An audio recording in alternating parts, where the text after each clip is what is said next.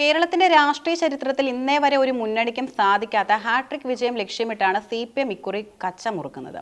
ഭരണവിരുദ്ധ വികാരം മറികടക്കാനും ജനകീയ അടിത്തറ ഭദ്രമാക്കാനും ലക്ഷ്യമിട്ടുള്ള നീക്കങ്ങൾ നടത്തുമ്പോൾ പാർട്ടിക്കുള്ളിലെ കരുത്തുറ്റ നേതാക്കളുടെ സ്ഥാനാർത്ഥിത്വം ഒതുക്കൽ രാഷ്ട്രീയവും വലിയ ചർച്ചകൾക്ക് വഴിവെക്കുന്നു. മലയാളികൾക്കിടയിൽ പ്രത്യേകിച്ച് സ്ത്രീ വോട്ടർമാർക്കിടയിൽ വലിയ സ്വാധീനമുള്ള നേതാവാണ് KK ശൈലജ. കഴിഞ്ഞ നിയമസഭാ തിരഞ്ഞെടുപ്പിൽ റെക്കോർഡ് വിജയത്തോടെ വിജയിച്ച ശൈലജയെ രണ്ടാം പിണറായി സർക്കാരിൽ നിന്നും മാറ്റി നിർത്തിയത് വലിയ വിവാദമായിരുന്നു. നിലവിൽ ലോക്സഭാ തിരഞ്ഞെടുപ്പിലെ തോൽവിക്ക് ശേഷവും ശൈലജയുടെ ജനപ്രീതിക്ക് ഇടിവ് സംഭവിച്ചിട്ടില്ലെന്നാണ് ചാനൽ സർവേകൾ സൂചിപ്പിക്കുന്നത്. എന്നാൽ നിയമസഭാ തിരഞ്ഞെടുപ്പ് ചർച്ചകൾ തുടങ്ങിയപ്പോൾ തന്നെ ശൈലജയെ ചുറ്റിപ്പറ്റി തർക്കങ്ങൾ ഉടലെടുത്തു. തന്റെ തട്ടകമായ മട്ടന്നൂരിൽ തന്നെ മത്സരിക്കണമെന്ന ടീച്ചറുടെ ഉറച്ച നിലപാട് സംസ്ഥാനത്തെ നേതൃത്വത്തെ പ്രതിരോധത്തിലാക്കിയിട്ടുണ്ട്. 5 വട്ടം മത്സരിച്ചവർ മാറി നിൽക്കണമെന്ന സാങ്കേതികത്വം പറഞ്ഞ് അവരെ മാറ്റി നിർത്താൻ ചില കേന്ദ്രങ്ങളിൽ നിന്നും നീക്കമുണ്ട്. മട്ടന്നൂരിന് പകരം വിജയസാധ്യത കുറഞ്ഞ പേരാവൂർ മണ്ഡലം നൽകാനുള്ള ആലോചനയും ഇതിന്റെ ഭാഗമാണെന്ന് വിലയിരുത്തപ്പെടുന്നു. മുഖ്യമന്ത്രി സ്ഥാനത്തേക്ക് പിണറായി വിജയന് പകരക്കാരിയായി ശൈലജയുടെ പേര് ഉയരുന്നതും പാർട്ടിക്കുള്ളിലെ ചില അധികാര കേന്ദ്രങ്ങളെ അസ്വസ്ഥപ്പെടുത്തുന്നുവെന്ന സൂചനയാണ് ഈ വെട്ടിനിർത്തൽ നീക്കങ്ങൾക്ക് പിന്നിലെന്ന ആരോപണവും ശക്തമാണ്. CPMന്റെ ശക്തി കേന്ദ്രമായ കണ്ണൂരിൽ സ്ഥാനാർത്ഥി പട്ടികയെ ചൊല്ലി അസാധാരണമായ തർക്കങ്ങളാണ് നടക്കുന്നത്. ഇവിടെ സുകന്യയെ മത്സരിപ്പിക്കാനുള്ള നീക്കത്തിനെതിരെ പ്രാദേശിക ഘടകങ്ങളിൽ നിന്ന് എതിർപ്പുയർന്നു.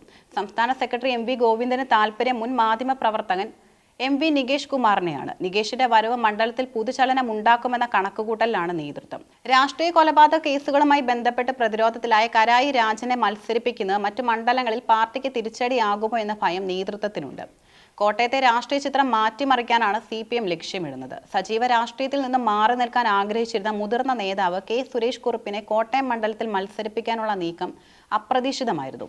ജില്ലയിലെ പാർട്ടിക്കുള്ളിലെ ഭിന്നതകൾ പരിഹരിക്കാനും പൊതുസമ്മതനായ ഒരാളെ നിർത്താനുമാണ് ഈ നീക്കം. ഏറ്റുമാനൂരിൽ മന്ത്രി VN വാസവന്റെ സ്ഥാനാർത്ഥിത്വം ഏതാണ്ട് ഉറപ്പാണ്. പുതുപ്പള്ളിയിൽ ഉപതെരഞ്ഞെടുപ്പിലെ തിരിച്ചടിക്ക് ശേഷം കരുത്തുറ്റ യുവനേതാക്കളെ അണിനിരത്താനാണ് ശ്രമം. മുൻകാലങ്ങളിൽ CPM കർക്കശമായി പാലിച്ചിരുന്ന പല മാനദണ്ഡങ്ങളും ഇക്കുറി കാറ്റിൽ പറത്താനാണ് സാധ്യത. തുടർച്ചയായി 2 തവണ മത്സരിച്ചവർ മാറണമെന്ന നിബന്ധനയിൽ ഇക്കുറി ഇളവുണ്ടാകും. ജയസാധ്യതയുള്ള മന്ത്രിമാരും MLA മാരും വീണ്ടും ജനവിധി തേടും. പ്രായത്തിന്റെ പേരിൽ പരിചയസമ്പന്നരായ നേതാക്കളെ മാറ്റി നിർത്തി പരാജയം ചോദിച്ചു വാങ്ങാൻ പാർട്ടി തയ്യാറല്ല. നേമം, വട്ടിയൂർക്കാവ്, തൃശൂർ, പാലക്കാട് തുടങ്ങിയ 10 ഹോട്ട് സീറ്റുകളിൽ BJPയുടെയും UDFന്റെയും മുന്നേറ്റം തടയാൻ പാർട്ടി ചിഹ്നത്തിൽ തന്നെ കരുത്തരായ സ്ഥാനാർത്ഥികളെ നിർത്തും. പിണറായി വിജയനൊപ്പം PB അംഗം A വിജയരാഘവനും മത്സരരംഗത്തിറങ്ങുമെന്നത് വലിയ മാറ്റമാണ്. P Rajeev, KN Balagopal, Thomas Isaac, V Sivankutty, AB Rajesh, Veena George, doctor R Bindu എന്നിവർ വീണ്ടും ജനവിധി തേടും. VK സനോജ്, വസീഫ്, M വിജയൻ, സച്ചിൻ ദേവ് തുടങ്ങിയ യുവരത്നങ്ങളെയും പാർട്ടി വൻതോതിൽ പ്രോത്സാഹിപ്പിക്കും. EP Jayarajan, Elamaram Kareem, K Radhakrishnan, PK Shrimati എന്നിവർ ഇക്കുറി സ്ഥാനാർത്ഥി പട്ടികയിൽ ഉണ്ടാവില്ലെന്നാണ് നിലവിലെ വിവരം. പ്രതിപക്ഷത്തെ പ്രമുഖ നേതാക്കളെ അവരുടെ സ്വന്തം മണ്ഡലങ്ങളിൽ തന്നെ തളച്ചിടുക എന്ന തന്ത്രമാണ് CPM പയറ്റുന്നത്. കരുത്തരായ സ്ഥാനാർത്ഥികളെ UDF കോട്ടകളിൽ ഇറക്കുന്നതിലൂടെ നേതാക്കൾക്ക് സംസ്ഥാനത്തുടനീളം പ്രചാരണത്തിന് പോകാൻ കഴിയാത്ത സാഹചര്യം സൃഷ്ടിക്കുകയാണ് ലക്ഷ്യം.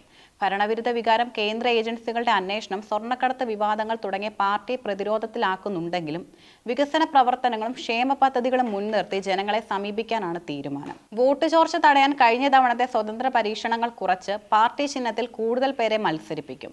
CPMനെ സംബന്ധിച്ചിടത്തോളം ഈ തിരഞ്ഞെടുപ്പ് ഒരു നിലനിൽപ്പിന്റെ പോരാട്ടമാണ്. ഉൾപാർട്ടി ഭിന്നതകളും സെലിബ്രിറ്റി നേതാക്കളോടുള്ള വിമുഖതയും മാറ്റിവെച്ച് ഒറ്റക്കെട്ടായി നീങ്ങിയാൽ മാത്രമേ മൂന്നാം ഊഴം സാധ്യമാകൂ. KK ശൈലജയെ പോലുള്ള ജനപ്രിയ നേതാക്കളെ പാർട്ടി എങ്ങനെ കൈകാര്യം ചെയ്യുന്നു എന്നത് വരാനിരിക്കുന്ന ഫലത്തെ സ്വാധീനിക്കുന്ന നിർണായക ഘടകമായിരിക്കും.